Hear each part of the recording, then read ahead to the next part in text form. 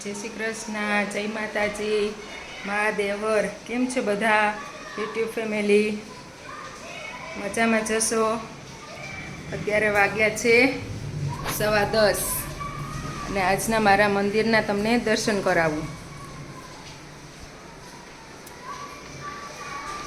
આજે તો તમને ખબર જ છે, પ્રદીપભાઈને એ લોકો બહાર ગયા છે, અમે આટલા જ ઘરે છીએ. અમે બધા, હું ને મમ્મી બે જ હતા, એટલે એનું કામ કરતા હતા. આજે થોડુંક મમ્મીને કામ રહે એટલે મેં એકલી નાસ્તો કરી લીધો છે અને મમ્મી જો અત્યારે નાસ્તો કરવા બેઠા છે. જય શ્રી કૃષ્ણ મમ્મી. જય શ્રી કૃષ્ણ બધાને. જય શ્રી કૃષ્ણ. હાલો બધા નાસ્તો કરવા.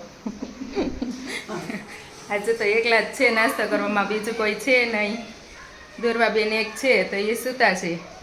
આજે રવિવાર છે તો, અને આજે તો સવારનો વરસાદ આમનામ જ છે. જોકે કાલ રાતનો જ છે અને અત્યારે તો બહુ જ વરસાદ છે.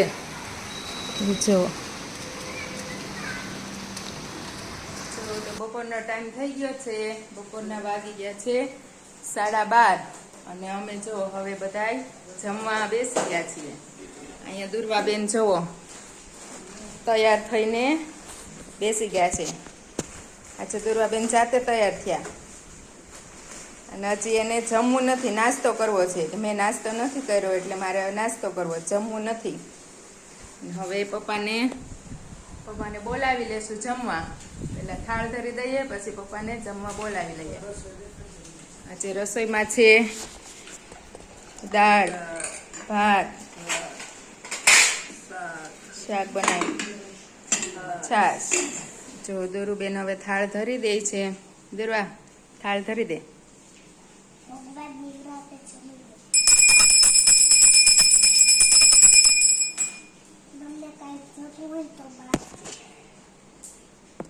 દુર્વા, રોટલી ને હું જમી લે અત્યારે. નાસ્તો રોંઢે કાચે હો, અત્યારે જમી લેવાનું હો ને. તો નાસ્તોની યાદ આવે છે? હે, આસ્થુન તાર કાંઈ કહેવાનું છે? એ કાલ વિડીયો જોશે ને તો તને પછી એ સાંભળશે. તું કહેતો કેવું છે આસ્થુને? કાંઈ શું કહેવાનું છે?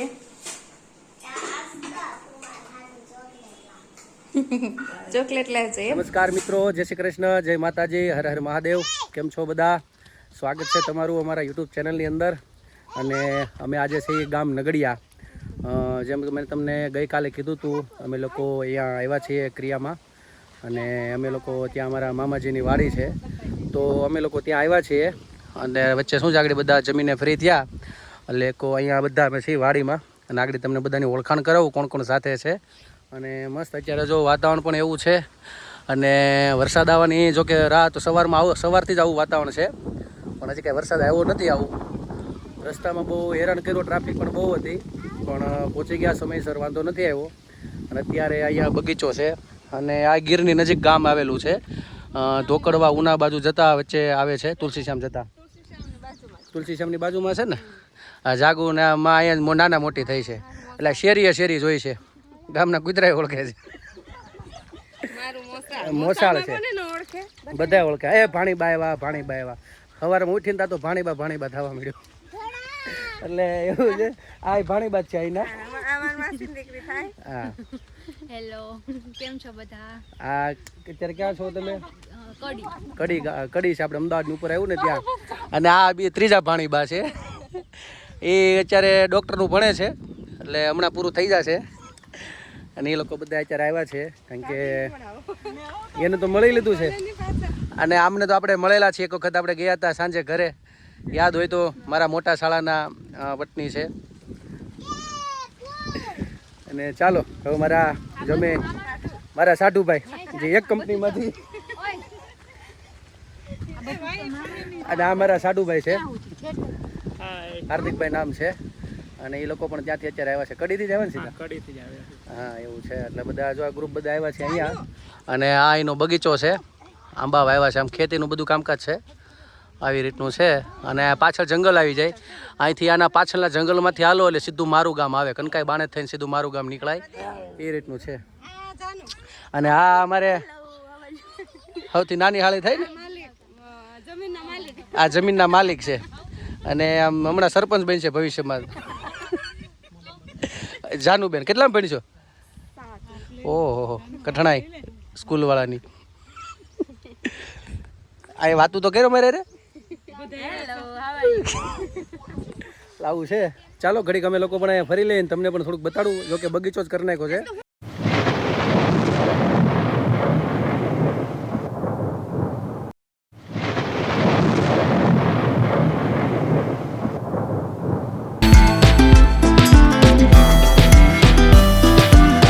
જો અમે આવ્યા છીએ અહીંયા વાડીએ લીંબુ લેવા. કલ્પેશભાઈ લીંબુ તોડે છે. જો મોટો ફાયદો ગામમાં સારો પ્રસંગ હોય કે કોઈ બીજો પ્રસંગ હોય, મોટો ફાયદો કે તમારે જે આપણે બી વધારાના ખર્ચા લાગે ને એ ગામડામાં ન લાગે. કારણ કે નાના મોટું આપણને વાડી ખેતરમાંથી મળી રહે. એટલે આપણે જે ખર્ચો ડબલ શહેરમાં થાય એ આ ખર્ચા તમારા ઓછા કરી નાખે. અમુક વસ્તુ તમારે ફાયદો એ રહે. એટલે અહીંયા ગામનો સહકાર બધાનો બહુ ફાયદો રહે વસ્તુનો. એટલે જો અમે લોકો લીંબુ લેવા આવ્યા છીએ. બીજું શું લેવાનું છે અહીંયા? પપૈયા, જાંબુડા અને લીંબુ અહીંથી લેવાનું છે. અને આ બીજી વાડી આવ્યા છે એમના ગામનાની છે, મામાજીના. એને જો બગીચો વાવ્યો છે. એટલે આવું છે. આ તમારો?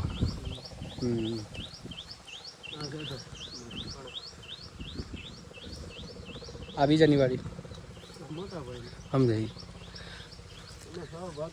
6 ભાગ છે આમાં. જો ખાલી ને ચારે બાજુ. અને આ રોડ જે જાય છે મારી આંગળી દેખાડું, એ રોડ આમ સીધો જાય તુલસીશ્યામ.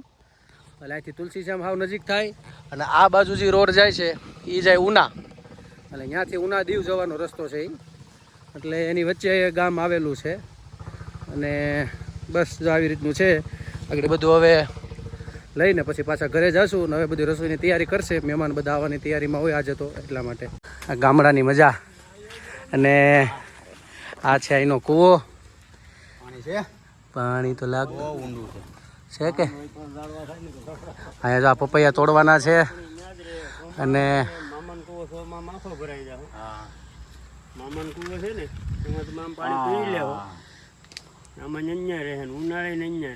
એવું એમ? આજ ગયા તા આગળ અહીંયા કૂવો છે આખો એટલો ભરાઈ જાય? એટલે અહીંયા સીધું પાણી અંદર પડે કે અંદરથી જ એટલું રિચાર્જ થઈ જાય એમ? હા જો કોણ હલાવે લીમડી ને કોણ શું લાવે પીપળી. આમાં થાય નંદભાઈ. હો ભાઈ કપડા બગડશે. અડવા મળ્યું છે કપડા બગડી ગયા. હા એ તો રેડી પાકું થઈ ગયું ને. એમાં જો ન્યા અડી ગયું જરીક તો વાંહે જો તમે. એ તો હવારે આમ નાનપણની યાદ આવી જાય બધું જોઈએ ને. એટલે ગામડે શહેરમાં રહેતા લોકો ક્યારેક ગામડે ચોમાસામાં એવું, ખાલી દિવાળી ઉપર નહીં, તો તમને ગામડાની આપણને અહેમિયત સમજાય કે શું છે એમ. આ બધું છે જોવાથી બાળકોને બહુ આનંદ આવે. બહાર ફરવા જવા કરતાં પોતાની ખેતરવાડી હોય ને આવવું જોઈએ. એમ આવા ટાઈમમાં લઈને આવો ને તો એને બહુ બાળકોને મજા આવે. તો પપૈયું પાકી ગયું છે ને? આમાં છે કા? તો અહીંયા નાના પાકી ગયા છે. ચારે બાજુ નગર પણ બગીચા જ છે અહીંયા.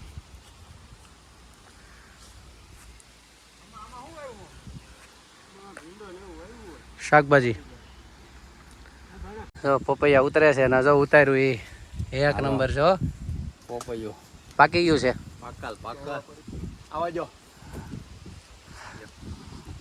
જેવા તેવાનું કામ નહીં હો ચડવું. હા બટકણું આવે ને લપસે આમાં પગ. અને એમાં પાછો વરસાદ વાળો અત્યારે ગારાનો આપણા પગ હોય. શેરનું ધ્યાન રાખજો. આવાજો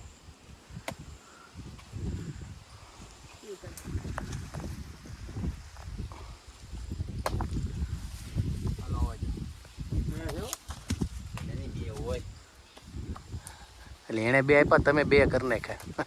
એને ભેગા આપ્યા.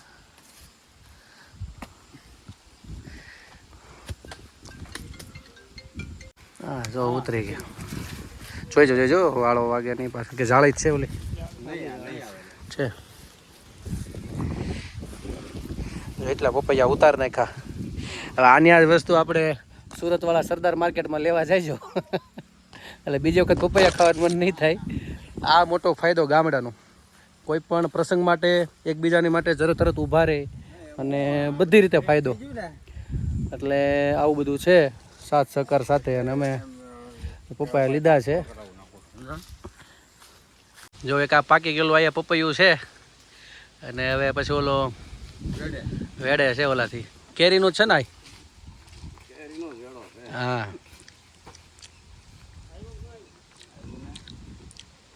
અને અહીંયા છે જો રાવણા. આવો ખાવા જો રાવણાનું છે. એટલે આમ દેખાતા નથી નીચે કા નકર તો જાય ખાલી આમ આ ખાલી આ દ્રશ્ય જોઈ તો આમ આનંદ આવે. વાદળિયું ને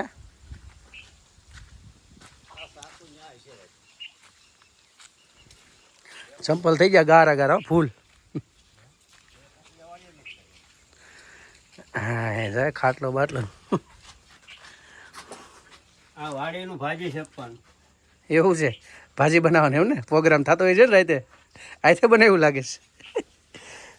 હા આ ગમે એનું કંઈક ઢાંકણામાં ઉપાડ લીધું લાગે છે. હા ઘીની રીચ કહો ઘીનું ઓલું ઢાંકણાનું ઉપાડ લીધું છે.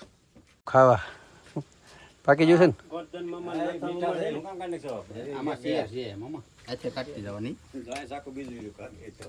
ના ના એ હાથે ખલતી જવાની. જો કુમાર બેહો તો ખરા કુમાર.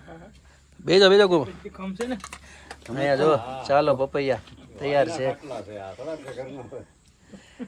અને કરી દઈએ ચાલુ. મીઠું ઓહો હે ને ચાલો હું પણ ખાઈ લઉં. ચાલો પપૈયું ખાવા.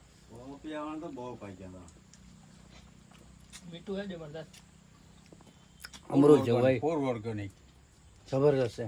દવા વગર નો પાછું દવા વગરનું છે હે ને. કેમ છે આવું મળે ન્યા ગમે એમ બળ કરો તો ન મળે. ટકોરા મારી લો ને માટલા એમ ટકોરા મારો તો ન મળે. મળે નો જ ખાઈ શકીને પણ આ વસ્તુ આખી ઓરિજિનલ થઈ. લઈ જાઓ. જો આ જામફળ આવી ગયું. ઝાડવે પાકેલું છે ભાઈ. આમાં બે ફાડા કરી નાખો.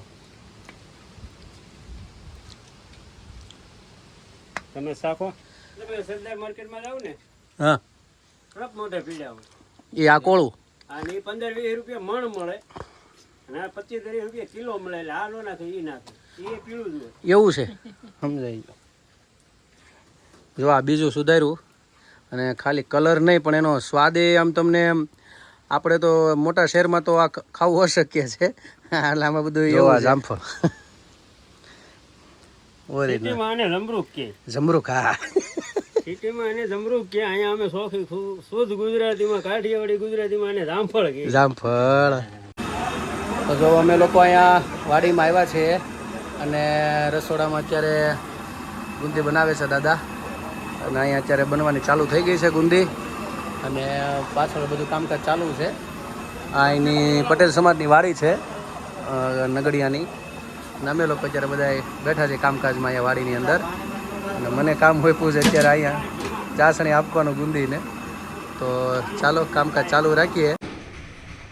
પાન કરવા રે ચાલો જઈ ગોકુળ મારે એ વરુડા જમનાજીના ઘાટ મનડા મારા લલચાણા રે. જમનાજીને કાઠડે રે કેવી રૂડી આરતી થાય. જમનાજીની જારીઓ ભરાય મનડા મારા લલચાણા રે.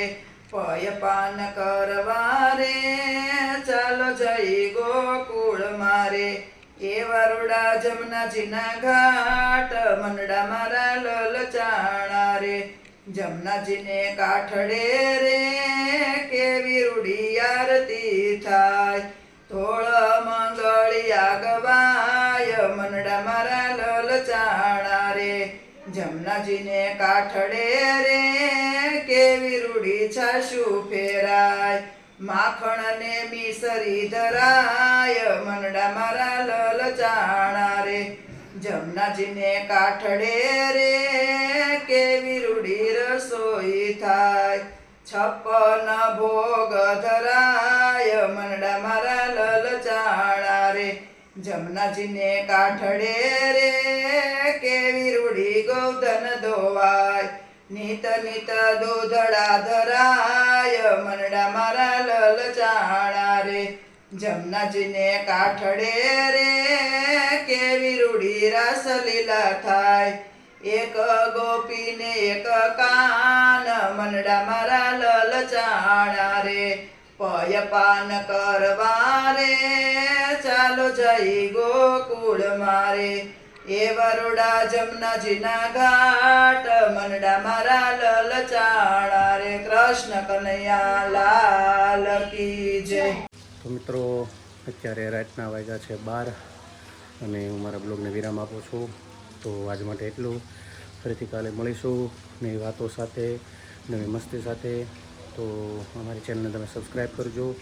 આજ માટે એટલું. આવજો. જય શ્રી કૃષ્ણ. જય માતાજી.